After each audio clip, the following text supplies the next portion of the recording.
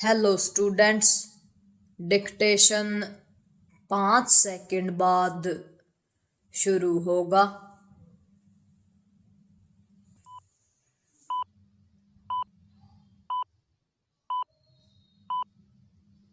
Start.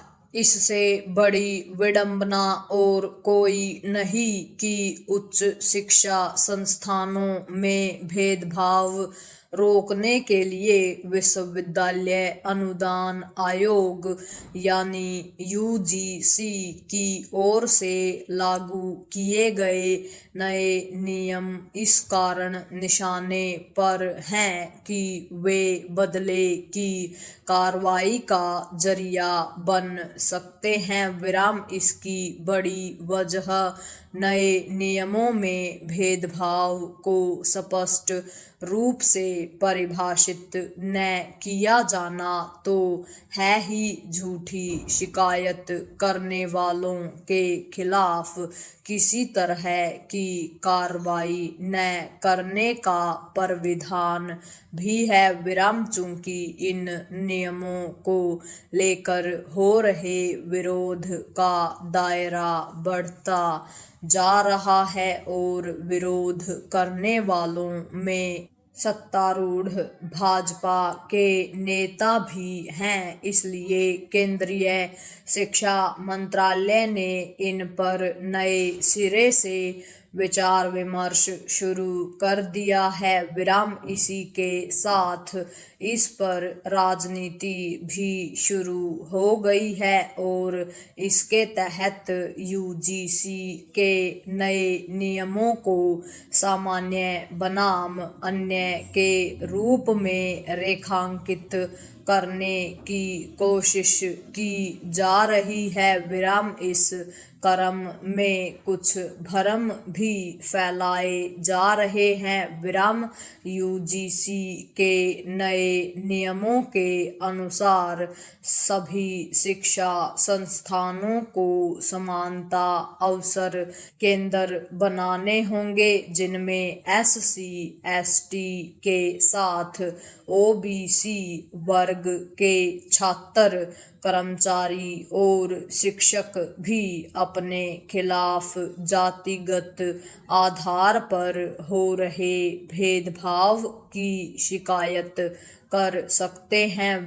पहले के नियमों में केवल एससी एसटी वर्ग के छात्र ही शामिल थे। पैरा यूजीसी के नए नियमों के तहत नस्ल, पंथ, अक्षेत्र, जेंडर, दिव्यांगता आदि के आधार पर भी किए जाने वाले भेदभाव के खिलाफ शिकायत की जा सकती है।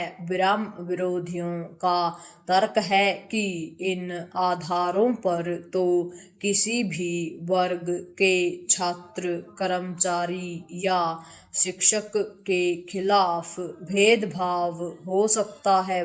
चूंकि यह तर्क निराधार नहीं, इसलिए यह स्पष्ट करना आवश्यक है कि नए नियम केवल एससी एसटी ओबीसी वर्गों के लिए ही नहीं हैं। आखिर नए नियमों में यह प्राविधान शामिल करने में क्या कठिनाई है कि किसी भी वर्ग का छात्र, कर्मचारी या शिक्षक अपने खिलाफ भेदभाव की शिकायत कर सकता है?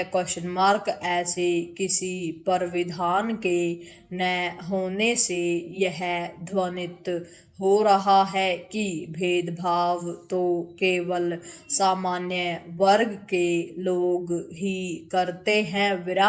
क्या इस धारणा को सही कहा जा सकता है? यूजीसी के नए नियमों को लेकर यह भ्रम भी दूर किया जाए कि समानता अवसर केंद्रों के सदस्य केवल आरक्षित वर्गों के लोग ही होंगे विराम। इस सब के साथ ही सबसे अधिक आवश्यक यह है कि नए नियमों में झूठी शिकायत करने वालों को हतोत्साहित या फिर आवश्यक हो तो दंडित करने के उपाय भी किए जाएं, ताकि ऐसी शिकायतें न की जा सकें विराम। इसकी अनदेखी न की जाए कि ऐसे कई कानून हैं जिनका दुरुपयोग बढ़ता जा रहा है विराम। इनमें SC ST उत्पीड़न के साथ दहेज और यौन हिंसा रोधी कानून प्रमुख हैं विराम। यह ठीक नहीं कि समानता कायम करने वाले नियम समानता के ही सिद्धांत की अनदेखी करते दिखें पूर्ण विराम।